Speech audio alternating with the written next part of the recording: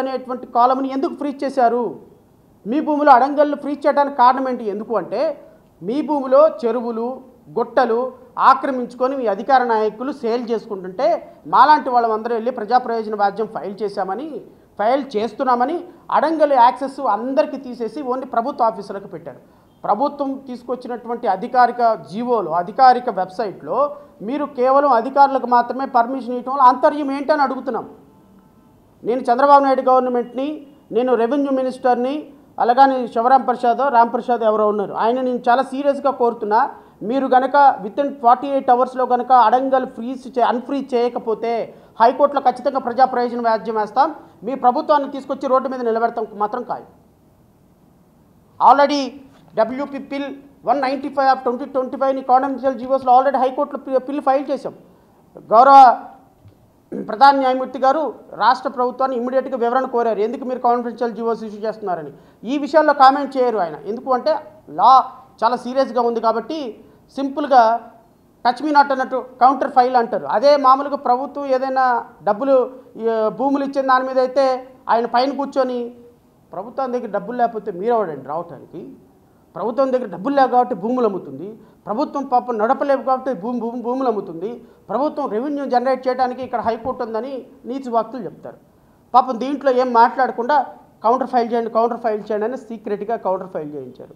ఇది ప్రపంచానికి రాదు, ఈ వార్త మన మీడియాలో రాదు. ఎందుకు రాదు అంటే ప్రభుత్వం వ్యతిరేకం కదా. ఇది మాలాంటి వాళ్ళ ఎఫర్టు, మేము ప్రభుత్వం ఫైల్ చేసింది ప్రభుత్వం నుంచి బయటికి రాదు.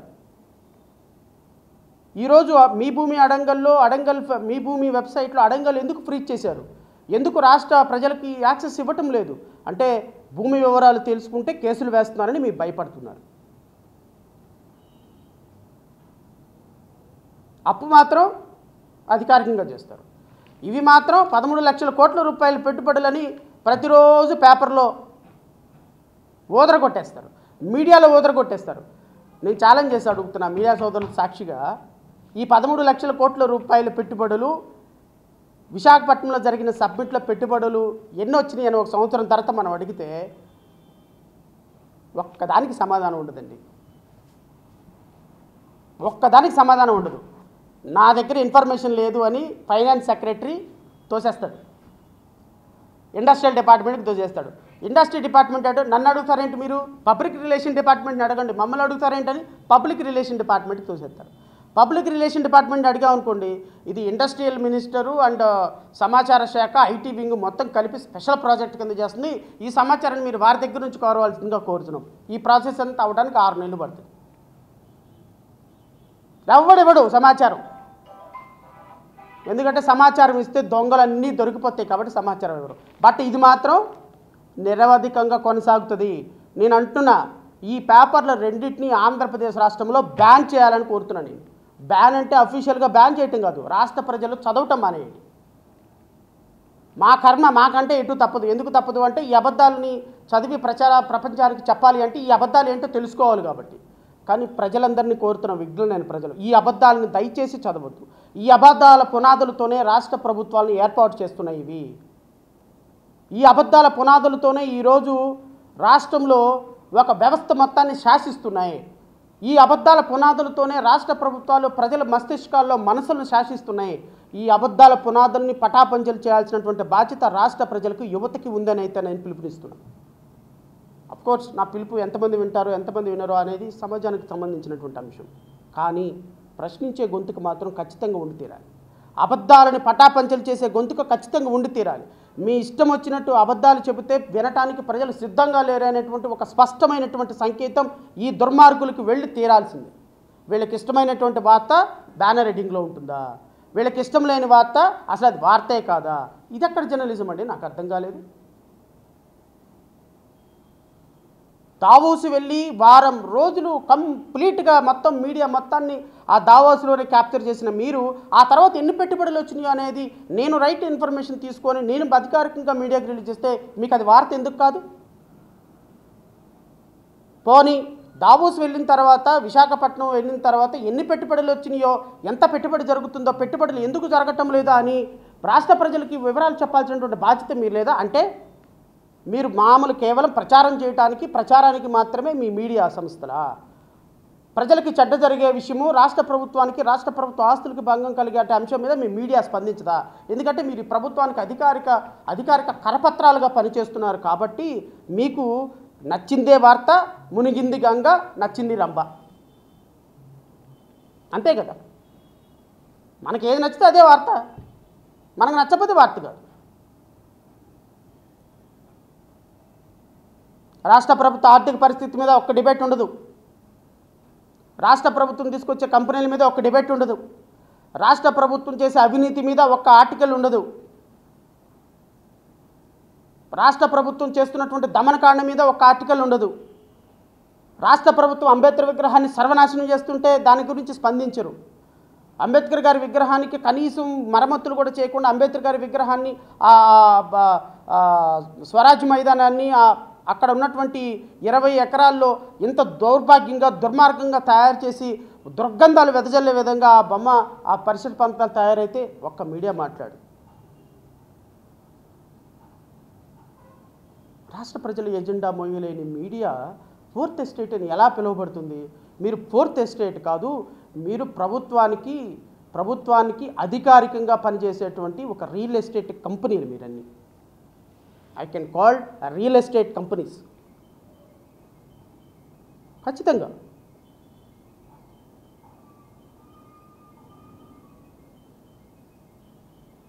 చిత్తూరు వెళ్ళాడు పవన్ కళ్యాణ్ గారు, ఏం సాధించారో ఎవరికైనా అవగాహన ఉందా? ఎవరికైనా, ఏ మీడియా ప్రతినిధికైనా, స్పెషల్ హెలికాప్టర్, స్పెషల్ ఫ్లైట్ ఏంటయింది? అక్కడికి వెళ్ళటం వల్ల జరిగిన రాష్ట్ర ప్రభుత్వానికి జరిగిన మంచి ఏంటి? రాష్ట్ర ప్రభుత్వానికి వచ్చినటువంటి ఉపాధి ఏంటి?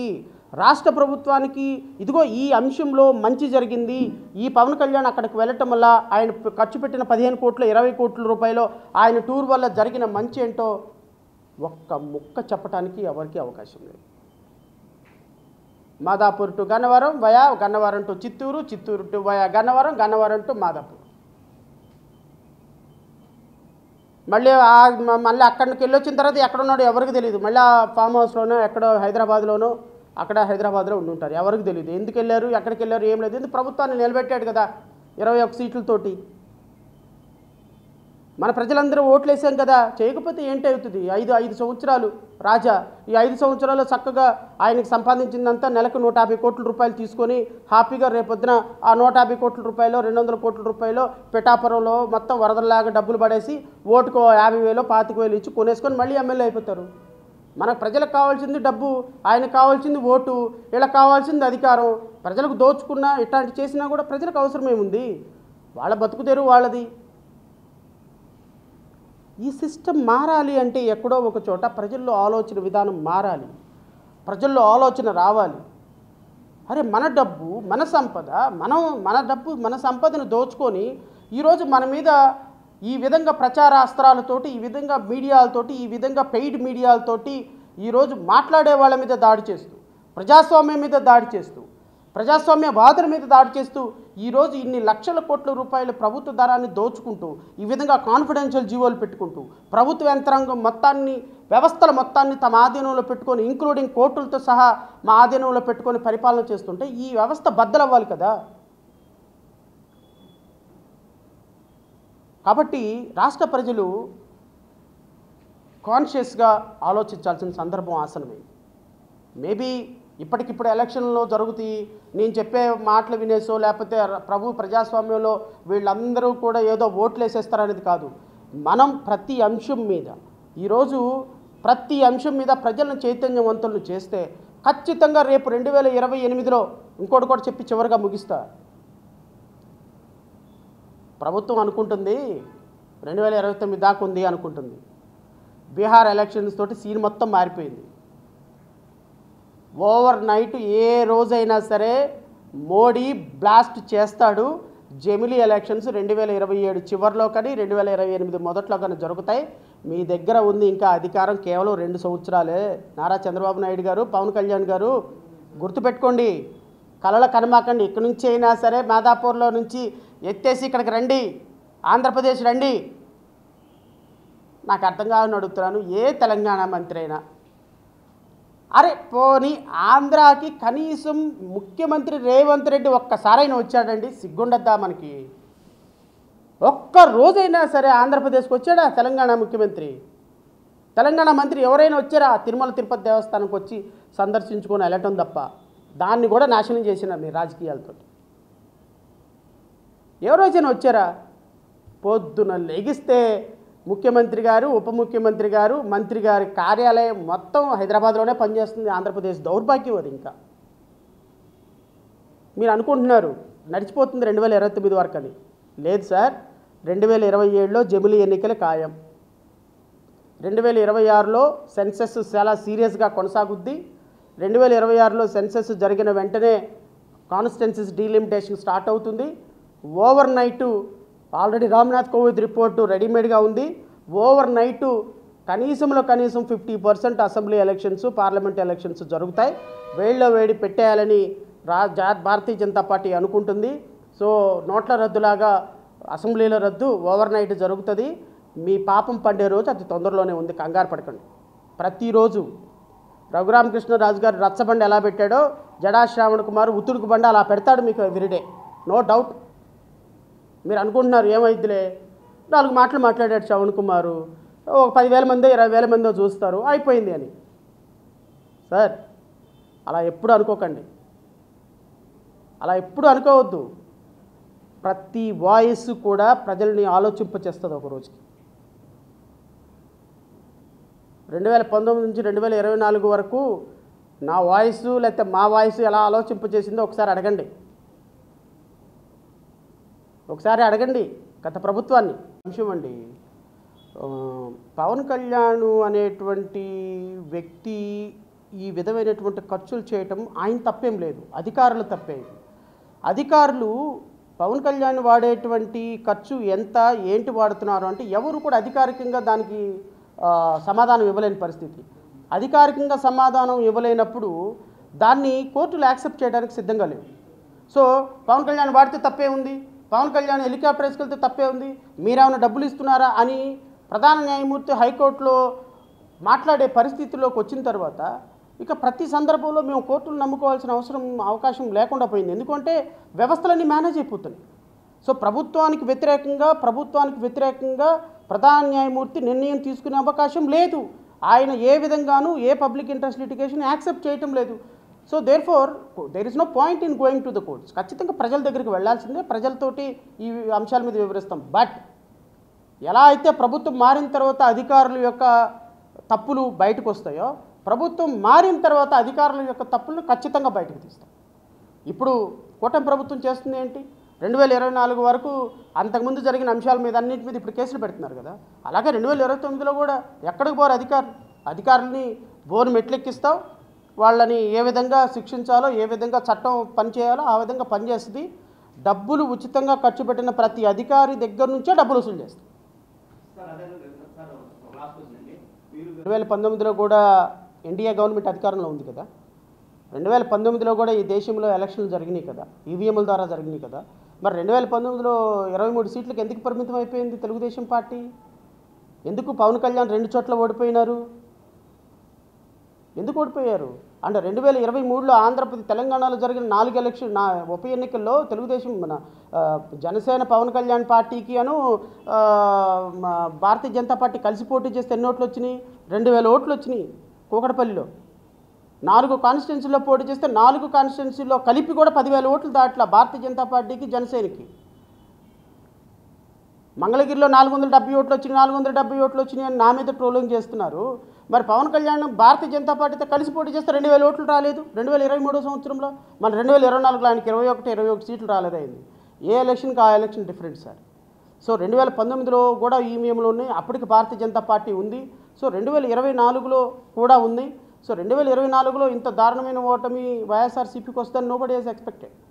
సో 2029లో నేను ఎందుకు 27లో జరిగితే వస్తుంది అంటాను అంటే, Bihar election all together different issue. Nitish Kumar integrity వేరు.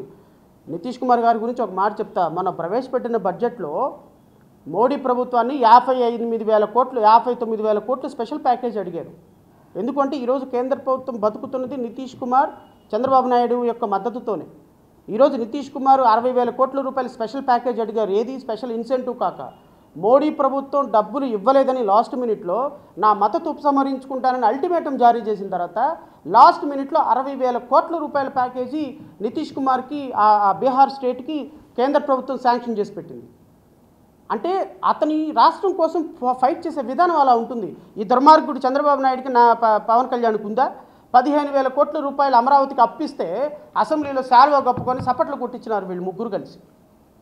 ఈ రాష్ట్రానికి అప్పిస్తేనే చప్పట్లు కొట్టించి మోడీకి సాష్టాంగ పడిపోయి నమస్కారాలు పెడుతున్న వీళ్ళు ఎక్కడ? 60,000 కోట్ల రూపాయలు స్పెషల్ ప్యాకేజ్ తెప్పించుకొని మోడీని శాసించే నితీష్ కుమార్ ఎక్కడ? సో నితీష్ కుమార్కి బీహార్ స్టేట్కి ఈ స్టేట్కి చాలా సంబంధాలు ఉన్నాయి, చాలా వ్యత్యాసాలు ఉన్నాయి. ఈ రాష్ట్ర ప్రభుత్వం రాష్ట్ర ప్రజల పట్ల పరిపాలించే విధానం పట్ల వీళ్ళకి అధికారం రాదు అనేటువంటి స్పష్టత అయితే నేను ఇవ్వదలుచు.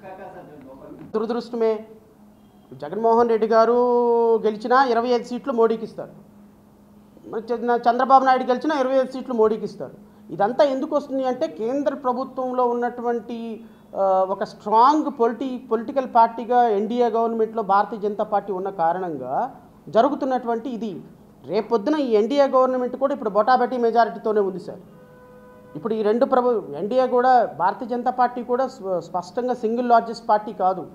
నేనేమంటానంటే మన శత్రువు బాగా వీక్ అయినప్పుడు ఇప్పుడు ఏ వృక్షం లేకపోతే ఆవుదు వృక్షమే మహావృక్షం అంటారు మన తెలుగులో సామెత.